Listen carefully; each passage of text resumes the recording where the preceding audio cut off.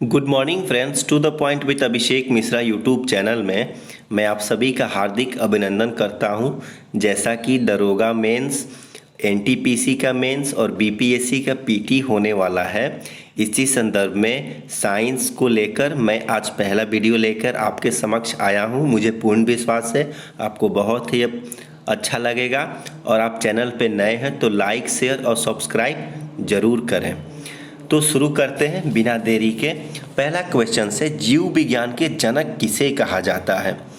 जीव विज्ञान के जनक हम अरस्तु महोदय को कहते हैं, उन्हीं को कहा जाता है। हम चारों ऑप्शन का पोस्टमार्टम करेंगे। इसमें जो ऑप्शन है लेमार्क जो कि फ्रांस के वैज्ञानिक थे, इन्होंने अंगों का उपयोगितावादी सिद्धांत दिया था, ठीक ना। जैसे इन्होंने बताया था कि जिस अंग का ज़्यादा उपयोग होगा वो ज़्यादा डेवलप होगा, जिस अंग का कम उपयोग होगा उसका कम डेवलप होगा, उसका डेवलपमेंट कम होगा। इसी सिद्धांत पे दो तथ्य दिया जाता है कि किसी ज़माने में सांप एक बहुत बड़े मतलब उनका आकार अलग था, लेकिन वो डर से बिल में और सुरंग में वो रहने लगे, जिस कारण से उनकी आकार सांप की तरह हो गया। उनका हाथ और पैर जो है वो लुप्त होते गया धीरे धीरे, ये करोड़ों वर्षों में हुआ होगा। दूसरा तथ्य दिया जाता है कि ऊंट जो है जंगल में रहने के कारण वो जो वृक्ष का पत्ती है वो ऊपर में लपक के खाने के कारण कंटिन्यू ऐसा करने से उनका गर्दन लंबा होता गया। यह दो तथ्य लेमार्क महोदय के उपयोगितावादी सिद्धांत के आधार पे दिया जाता है। इसमें ऑप्शन हिप्पोक्रेट्स, चिकित्सा शास्त्र के जो जनक है ना, वो हिप्पोक्रेट्स महोदय को कहा जाता है। और एक ऑप्शन है ग्राहम महोदय का एक सिद्धांत था गैसों का विसरण का सिद्धांत, ठीक ना। अब गैसों का विसरण का सिद्धांत यह कहता है कि स्थिर ताप या स्थिर दाब पर विसरण या निसरण की दर का जो घनत्व है ना, घनत्व के वर्गमूल के व्युत्क्रमानुपाती होता है। और एक थे ग्राहम बेल, जो कि टेलीफोन का आविष्कार किए थे। नेक्स्ट सवाल पे आते हैं, चिकित्सा शास्त्र के जनक किसे कहा जाता है? तो अभी आपको बताया, देखिए हम चारों ऑप्शन का पोस्टमार्टम जरूर करेंगे, लेकिन जो ऊपर में चर्चा कर देंगे भाई वो नीचे में नहीं करेंगे। टाइम बहुत ही कम है तो टाइम का यूटिलाइज करेंगे। चिकित्सा शास्त्र के जनक किसे कहते हैं? तो ये हिप्पोक्रेट्स महोदय को कहा जाता है। केपलर ने ग्रहों की गति का नियम का प्रतिपादन किया था और इनके हिसाब से जो ग्रह है ना, वो सूर्य के जो गति जो परिक्रमा करते हैं वो दीर्घ वृत्ताकार करते हैं। और लेमार्क का चर्चा हो चुका है, अरस्तु महोदय का चर्चा हो चुका है ऊपर में। नेक्स्ट क्वेश्चन से, वनस्पति विज्ञान के जनक किसे कहा जाता है? तो इसका सही उत्तर है थ्योफ्रेटस को वनस्पति विज्ञान के जनक कहा जाता है। और ये लेमार्क, हिप्पोक्रेट्स, केपलर की चर्चा ऑलरेडी हो चुकी है। नेक्स्ट क्वेश्चन से, रसायन विज्ञान के जनक कौन है? तो इसका सही उत्तर है कि जो रसायन विज्ञान के जो जनक हैं, रसायन विज्ञान के जनक लेवोजियर महोदय को कहा जाता है। हिप्पोक्रेट्स, थ्योफ्रेटस, केपलर, देखिए ये हमेशा आते रहेंगे, इसीलिए ऑप्शन पे ज़्यादा ध्यान देना है। ये हिप्पोक्रेट्स, एक बार फिर से बता रहा हूँ, हिप्पोक्रेट्स चिकित्सा शास्त्र के जनक थे। थ्योफ्रेटस वनस्पति विज्ञान के जनक थे। केपलर ने ग्रहों का गति का ग्रहों की गति का नियम का प्रतिपादन किए थे। नेक्स्ट सवाल है कि गैसों के विसरण के नियम का प्रतिपादन किसने किया था? सही उत्तर है ग्राहम ने किया था। और आइंस्टीन महोदय, जो कि E = mc² और सापेक्षिता का सिद्धांत का इन्होंने ये दिया था, आइंस्टीन महोदय ने। केपलर, जो कि आपको ऊपर में बता चुका हूँ ग्रहों की गति से संबंधित है। डार्विन महोदय ने नेचुरल सिलेक्शन थ्योरी दिया था। नेक्स्ट क्वेश्चन से, E = mc² समीकरण किसके द्वारा दिया गया था? तो इसका सही उत्तर है आपका E जो mc² जो समीकरण दिया गया था, ये आपको आइंस्टीन महोदय ने दिया था। और साथ में ही सापेक्षिता का सिद्धांत भी इन्होंने दिया था। गैलीलियो, जो कि इटली के थे, ये जो दूरदर्शी है ना, दूरबीन, इसका इन्होंने आविष्कार किया था। और जो आपको देखिए ये न्यूटन महोदय हैं, न्यूटन महोदय ने जड़त्व का नियम का प्रतिपादन किया था, गुरुत्वाकर्षण का नियम इन्होंने दिया था। और ये जो आपका ये सापेक्षता का जो सिद्धांत है ना, आइंस्टीन महोदय जो दिए थे, E बराबर mc²। तो देखिए E बराबर mc² में क्या है ना, E आपका एनर्जी है, m क्या है, मास है, और c प्रकाश का वेग है। तो इनके हिसाब से कहा गया कि जो एनर्जी है ना वो इक्विवेलेंट है किसके, द्रव्यमान और जो आपका प्रकाश का वेग, जो प्रकाश का वर्ग का स्क्वायर है। तो प्रकाश का वर्ग गुने जो द्रव्यमान है वो इक्वल्स टू एनर्जी है। और इसी सिद्धांत पे 27 सितंबर 1905 में पहली बार एटम बम बनाया गया था। नेक्स्ट सवाल है कि जड़त्व का नियम का खोज किसने किया था। तो इसका सही उत्तर है न्यूटन महोदय ने। केपलर ऊपर में चर्चा हो चुके हैं, गैलीलियो भी चर्चा हो चुके हैं, चार्ल्स डार्विन, तो इनके बारे में बताया जाता है कि ये नेचुरल सिलेक्शन का सिद्धांत दिए थे। मतलब कि आपको इस धरती पे आपको यदि जो मतलब नेचर के आप अगेंस्ट जाइएगा तो आप सफल नहीं हो पाइएगा, ठीक ना। नेचर खुद सिलेक्शन कर लेता है, नेचर के थ्रू ही आपको आगे जाना पड़ेगा। तो नेचुरल सिलेक्शन का सिद्धांत चार्ल्स डार्विन ने दिया था। नेक्स्ट क्वेश्चन से कि नेचुरल सिलेक्शन का सिद्धांत किसने दिया था, फिर वो आ गया। तो चार्ल्स डार्विन महोदय दिए थे। लेमार्क चर्चा हो चुके हैं, ग्राहम चर्चा हो चुके हैं, न्यूटन का चर्चा हो चुका था। नेक्स्ट सवाल है विकास के सिद्धांत का प्रतिपादन किसने किया था। तो देखिए विकास का जो सिद्धांत है वो चार्ल्स डार्विन महोदय ने दिया था, ठीक ना। कि और ये वाटसन का जो वाटसन के बारे में का नाम है कि ये सर्वप्रथम ये आपको अनुवांशिकी जो जीन शब्द है ना उसका उच्चारण वाटसन ने ही किया था। अरस्तु के बारे में आपको पता ही है, और लेबोजियर की भी चर्चा हो गई है, जो कि लेबोजियर रसायन शास्त्र के जनक हैं, ठीक ना, और जीव विज्ञान के जनक अरस्तु हैं। नेक्स्ट क्वेश्चन से अनुवांशिकी शब्द का उच्चारण सर्वप्रथम किसने किया। तो अनुवांशिकी शब्द का सर्वप्रथम उच्चारण जो है वो वाटसन ने किया था, ठीक ना। और जो ये एक मेंडल महोदय हैं जो कि मटर के पौधे पर इन्होंने पहली बार शोध किया था। और जोहानसन जो है ना ये जीन शब्द का पहली बार ये जीन शब्द जो उपयोग किया सबसे पहली बार वो जोहानसन ने किया। डार्विन का आपको पता ही है, नेचुरल सिलेक्शन थ्योरी दिए थे। अब नेक्स्ट क्वेश्चन से कि सबसे पहले जीन शब्द का उपयोग किसने किया। तो जीन शब्द देखिए, जीन शब्द का उच्चारण वाटसन ने किया था और जीन शब्द का प्रयोग सबसे पहले जोहानसन ने किया था। केपलर ग्रहों के गति से संबंधित है, मेंडल ने मटर के पौधों पर पहली बार शोध किया, डार्विन ने विकास का सिद्धांत और नेचुरल सिलेक्शन दोनों थ्योरी इन्होंने दिया था। नेक्स्ट सवाल है कि जीन कहाँ अवस्थित होता है। तो देखिए जीन जो है ना वो गुणसूत्र में अवस्थित होता है। राइबोसोम का क्या काम है, ये दलहनी पौधों के जड़ों में पाए जाते हैं, नाइट्रोजन फिक्सेशन में ये काम होते हैं। लाइसोसोम को आत्महत्या की थैली कहा जाता है। प्लीहा को जानते हैं, प्लीहा को तिल्ली भी कहते हैं।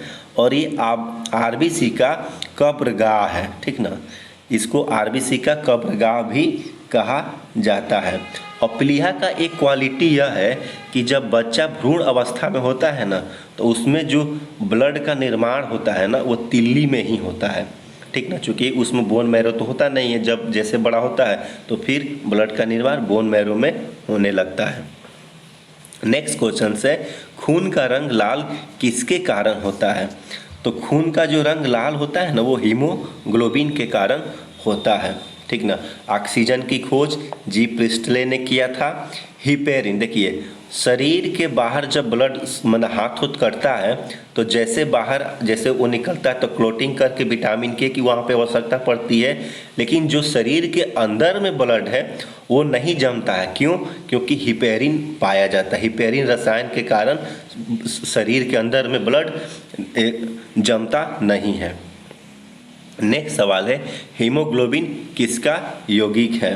तो इसका सही उत्तर है जो हीमोग्लोबिन है ना, वो प्रोटीन का यौगिक है और ये आपका हिपेरिन एंटीक्लोटिंग का काम करता है शरीर के अंदर में। और नाइट्रोजन के आपको पता है कि वायुमंडल में सबसे अधिक नाइट्रोजन पाया जाता है 78% के आसपास में। हीमोग्लोबिन किसका यौगिक है, इस सवाल पे थोड़ा सा एक बार आप लोग भी देख लीजिएगा। ये मुझे लगता है हीमोग्लोबिन जो है ना कन्फर्म ही है, ये जो हीमोग्लोबिन है वो आपका ये लोहा इसका आंसर होना चाहिए। हीमोग्लोबिन जो है ना ये इसमें फेरस पाया जाता है। इसका उत्तर एक बार आप लोग देख लीजिएगा। हम नेक्स्ट सवाल की तरफ बढ़ते हैं। प्लेटलेट्स की मृत्यु कहाँ होती है? तो प्लेटलेट्स की जो मृत्यु है वो प्लीहा में होती है, ठीक ना। इसकी मृत्यु प्लीहा में होती है। यकृत जो है शरीर की सबसे बड़ी ग्रंथि है। जो ऊपर वाला सवाल था हीमोग्लोबिन किसका यौगिक है, इसका उत्तर प्रोटीन ही होगा। प्लेटलेट्स की मृत्यु कहाँ होती है? तो प्लीहा में होती है। यकृत मानव शरीर की सबसे बड़ी ग्रंथि है। जो वृक्क है ना, जो वृक्क है ये किडनी जिसको बोलते हैं, वो आपका रक्त का शुद्धिकरण ये करता है। और जो अग्नाशय है ये अंतःस्रावी और बाह्यस्रावी दोनों, ये एकमात्र ऐसा ये ग्रंथि है जो अंतःस्रावी और बाह्यस्रावी दोनों है। कौन? अग्नाशय। नेक्स्ट क्वेश्चन से रक्त का कितना प्रतिशत भाग प्लाज्मा में होता है, ठीक ना। तो रक्त का जो है देखिए इसके जो आपका उत्तर जो है ये ऑप्शन जो है ये ऑप्शन सही नहीं है। जो रक्त का 55% जो भाग है ना वो प्लाज्मा होता है। नेक्स्ट क्वेश्चन से कि ब्लड बैंक कौन कहलाता है? तो ब्लड बैंक प्लीहा को कहा जाता है, ठीक ना। यकृत आपको पता ही है मानव शरीर की सबसे बड़ी ग्रंथि है अग्नाशय, जो कि अंतःस्रावी और बाह्यस्रावी दोनों ये ग्रंथि है। वृक्क ये किडनी है। किडनी का जो काम देखिए मेनली होता है ना, अपशिष्ट पदार्थों का फिल्टर करता है, ब्लड को भी फिल्टर करता है और उसको फिर ये शरीर से बाहर ये निकालता है। रक्त का शुद्धिकरण भी काम करता है। और देखिए इसका एक और काम है किडनी का कि जो फास्फोरस है, सोडियम है और पोटेशियम है, ठीक ना, ये तीनों को ये नियंत्रित भी करता है। कौन? किडनी। नेक्स्ट सवाल है कि आरबीसी का कब्रिस्तान कौन कहलाता है? तो आरबीसी का कब्रिस्तान आपको प्लीहा कहलाता है। ये मैं पहले चर्चा कर चुका हूँ। यकृत, वृक्क, अग्नाशय के भी चर्चा हो चुका है। ब्लड बैंक में कितने डिग्री फ़ारेनहाइट पे रक्त जो है सुरक्षित रहता है? तो देखिए इसका सही उत्तर है 40 डिग्री फ़ारेनहाइट। तो इसको एक चेंज करने का मेथड भी आता है। C/5 बराबर F-32/9। तो इससे आप सेंटीग्रेड में भी निकाल सकते हैं। नेक्स्ट क्वेश्चन से रक्त समूह की खोज किसने की थी? तो जो रक्त समूह की खोज की थी ना वो कार्ल लैंडस्टीनर ने किया था। और वीनर जो है कि ये एक आरएच फैक्टर जो है, इसका जो आरएच फैक्टर का खोज वीनर साहब ने किया था। और आपको इसमें फिर हम नेक्स्ट सवाल की तरफ बढ़ जाते हैं कि रक्तचाप को कौन नियंत्रित करता है? तो रक्तचाप को एड्रिनल जो ग्रंथि है वो आपको इसको नियंत्रित करता है। और जो तनाव की स्थिति में जो हार्मोन रिलीज होता है वो एड्रिनल ग्लैंड से ही ये मतलब होता है। और एड्रिनल का ही मतलब नाम एक है आपका ये अधिवृक्क, ठीक ना, अधिवृक्क इसको बोलते हैं। और इसमें ये किस में पाया जाता है? तो कशेरुकी जो जीव होते हैं ना उनमें ये पाया जाता है। और आपका इसमें जो और भी जो इसमें ऑप्शन है थायराइड ग्रंथि। थायराइड ग्रंथि का आप लोगों को पता ही है कि इसको ऑटो ग्रंथि भी कहते हैं। इसी कारण से घेगा रोग भी होता है। वृक्क आपको पता ही है। मानव गुर्दे में जो बनने वाली पथरी है वो किसके कारण बनती है? तो ये आपका कैल्शियम ऑक्जेलेट के कारण ये बनती है। देखिए एक जो ऊपर में जो था ये थायराइड ग्रंथि, इसको ऑटू ग्रंथि भी कहते हैं और मानव शरीर की सबसे बड़ी अंतःस्रावी यह ग्रंथि भी है, ऑटू ग्रंथि, ठीक ना। और ये क्या है कि शरीर के टेम्परेचर को ये क्या है कि आपको कंट्रोल करने में बहुत ही मदद होता है। यहाँ से थाइमोसिन हार्मोन का मतलब सेक्रेशन किया जाता है। नेक्स्ट सवाल है आपका कि वही मानव गुर्दों में बनने वाली पथरी कैल्शियम ऑक्जेलेट, बहुत फेमस सवाल है ये। अब देखिए रक्त का पीएच मान कितना होता है, तो रक्त का पीएच मान आपको 7.4 होता है और इतना ही आंसू का भी होता है, आंसू का भी पीएच मान 7.4 होता है। 6.4 जो होता है ना रक्त, वो दूध का आपका होता है 6.4 और 8.4 होता है समुद्री जल का। तो ये आपका हो गया पीएच मान। रक्त परिसंचरण तंत्र का अध्ययन सर्वप्रथम विलियम हॉर्वे ने किया था। जो इवानोवस्की ये विषाणु का खोज किए थे, ल्यूमन हॉक ने जीवाणु का खोज किए थे और वाटसन जो कि अनुवांशिकी शब्द का सबसे पहले ये उच्चारण किए थे।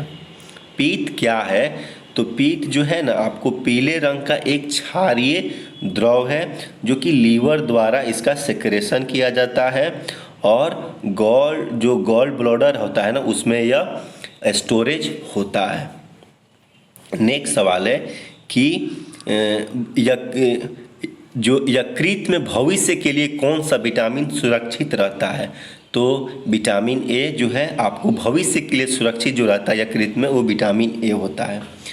और आपको विटामिन के बारे में आपको पता ही है, ये क्लोटिंग के जो रक्त का जो क्लोटिंग है उसमें ये हेल्प करता है।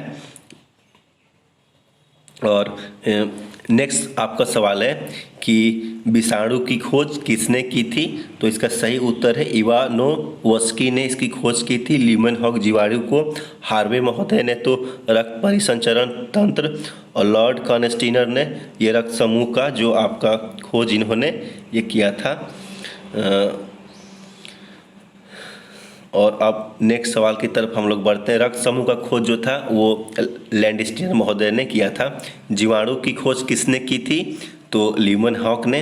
हार्वे के बारे में चर्चा हो चुका है, इवानोस्की के बारे में भी हो चुका है, लैंडस्टीनर के बारे में भी हो चुका है।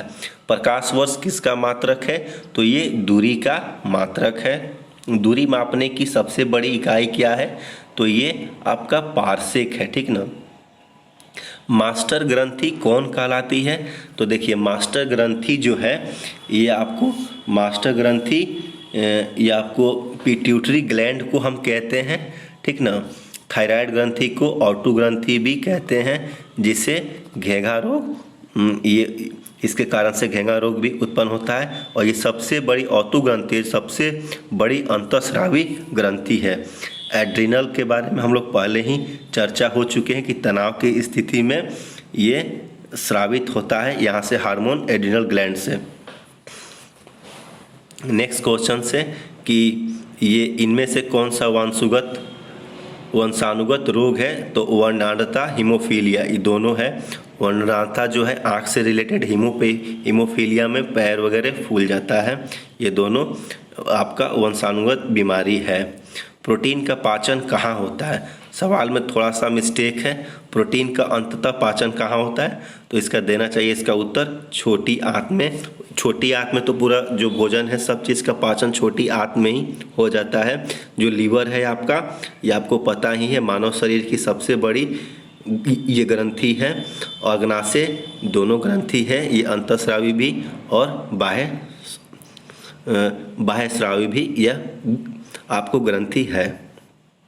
मनुष्य में पाचन कहाँ से प्रारंभ होता है, तो देखिए मनुष्य में जो पाचन जो प्रारंभ है वो मुख से ही शुरू हो जाता है। और ये आपका जो फिर ये आपका इसका अवशोषण जो है ये आपका छोटी आंत में हो जाता है। हड्डियों और दांतों के निर्माण के लिए आवश्यक तत्व कौन सा है, तो कैल्शियम फास्फोरस, इसका उत्तर सी हो जाएगा। दोनों इसके लिए आवश्यक जरूर है। नेक्स्ट क्वेश्चन से काला शीशा कौन कहलाता है? तो काला शीशा जो है वह ग्रेफाइट को कहा जाता है। जीवन रक्षक हार्मोन कौन कहलाता है? तो जीवन रक्षक जो हार्मोन है वो एड्रिनल ग्लैंड को कहा जाता है, ठीक ना। पिट्यूटरी को मास्टर ग्लैंड कहा जाता है। थायराइड आपको ऊपर में चर्चा किया जा चुका है। पत्तियों का रंग पीला क्यों होता है? तो कैरोटीन के कारण होता है, ठीक ना। हरित लवक के कारण फोटोसिंथेसिस क्रिया होता है और मैग्नीशियम हरित लवक में जो है ना मैग्नीशियम पाया जाता है। ये पर्णहरित में हेपारिन जो शरीर में अंदर में जो ब्लड है उसको जो जमने नहीं देता है वो हेपेरिन रसायन के कारण। पर्णहरित में उपस्थित मुख्य धातु क्या होता है? तो इसका सही उत्तर है मैग्नीशियम। नाइट्रोजन वायुमंडल में सर्वाधिक मात्रा में पाया जाने वाला गैस है 78% के आसपास। और ये फिर ऑक्सीजन और ये हरित लवक की चर्चा हो चुकी है। मेंडल ने अपने प्रयोग के लिए किस पौधे का चयन किया था? तो मटर का पौधे का।